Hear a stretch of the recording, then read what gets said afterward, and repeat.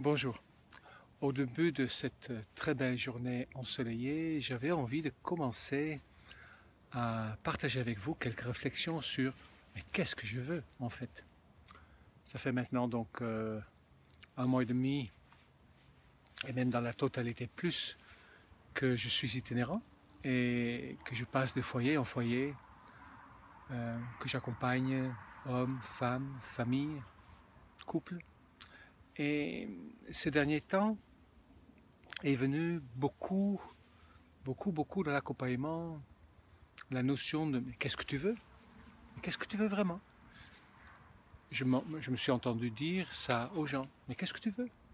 Si tu ne sais pas ce que tu veux, et tu vas avec le courant des autres, mais tu finiras peut-être par obtenir ce que tu ne voudrais pas.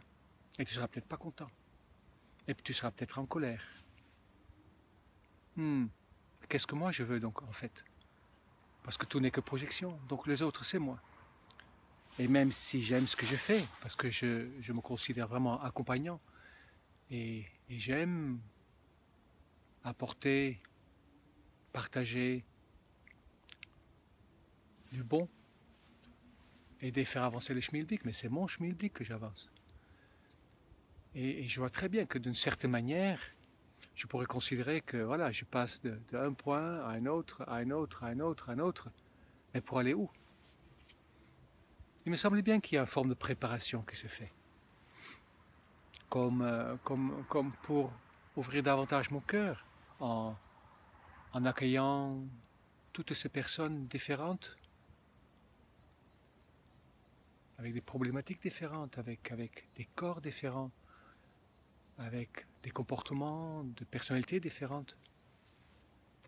Ça me demande beaucoup à l'intérieur de moi, ça brasse, et ce n'est pas toujours facile. Donc je me pose la question, Michael, mais qu'est-ce que tu veux vraiment?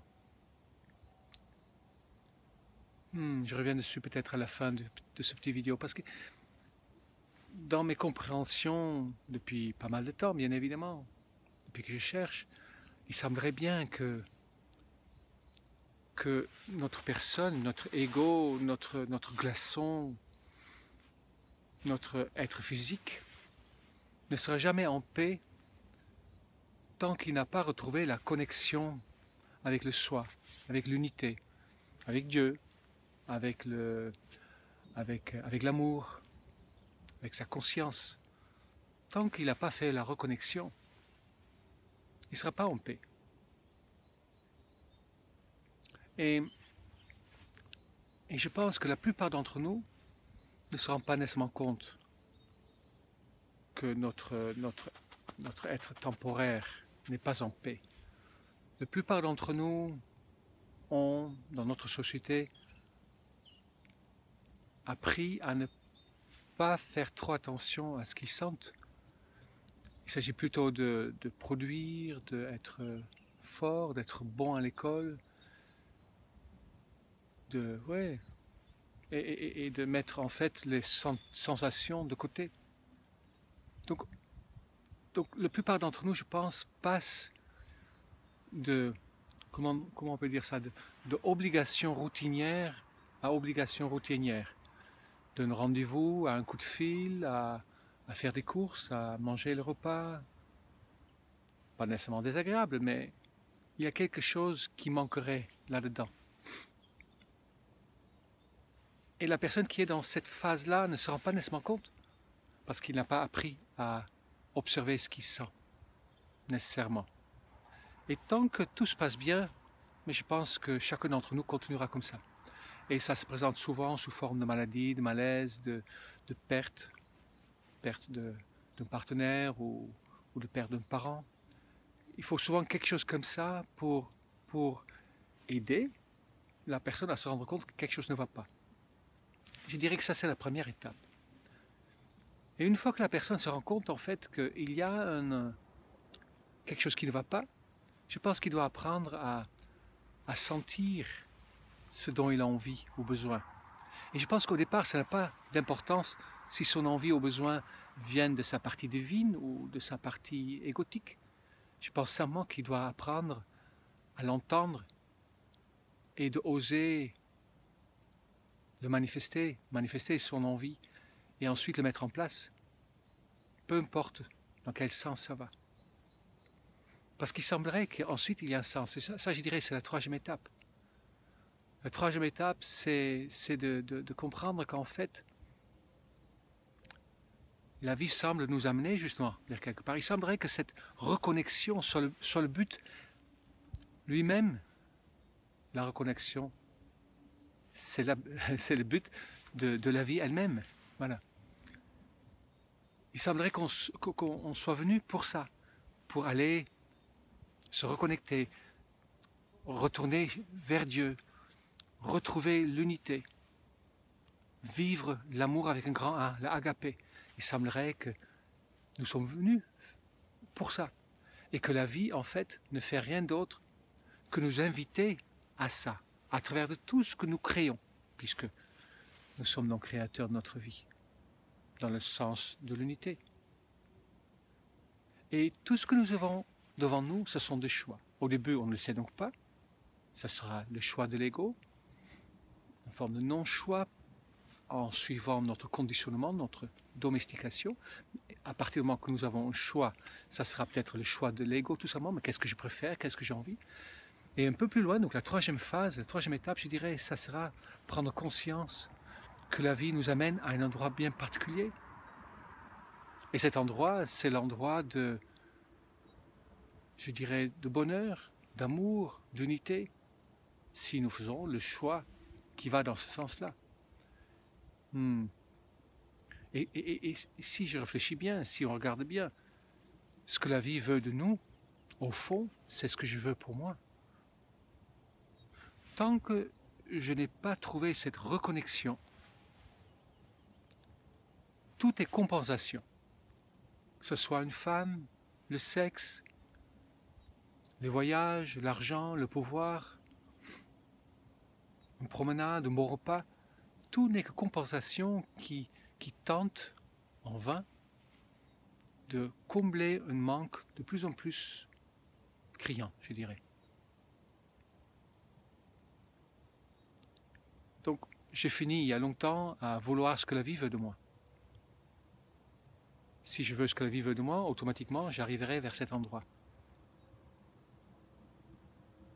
Et ces derniers temps, je me rends bien compte, donc effectivement, dans l'accompagnement, qu'est-ce que tu veux, Michael? Mais dans ma tête, je sais ce que je veux. C'est peut-être pas si clair que ça. Peut-être effectivement, mon travail est plus important que mon envie d'être en couple, mais ce que je veux vraiment est très clair. Je veux simplement trouver, comme je pense tous, à un moment donné ou un autre, cette paix, cette harmonie, cette autonomie, cet état d'amour qui va avec la reconnexion avec le soi.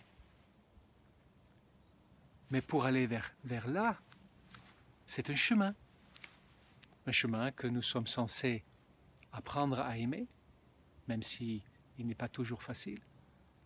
Et sur ce chemin, il y a donc ce fameux choix. Et ce choix, on pourrait dire, mais c'est pas cohérent. Qu'est-ce que tu veux? Mais de l'autre côté, il faut lâcher prise, apprendre ce que tu aimes. Oui, mais qu'est-ce que tu veux? Oui, mais calme-toi. Et ce sont les deux messages que je reçois le plus. Qu'est-ce que tu veux et calme-toi. Ralentis. Mais c'est très simple.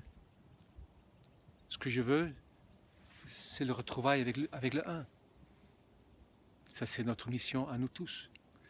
Et le chemin, c'est le chemin qui me permet, à travers de mes choix, me défaire de mes peurs. Donc je suis, devant chaque choix, confronté à mes peurs, à mes blessures.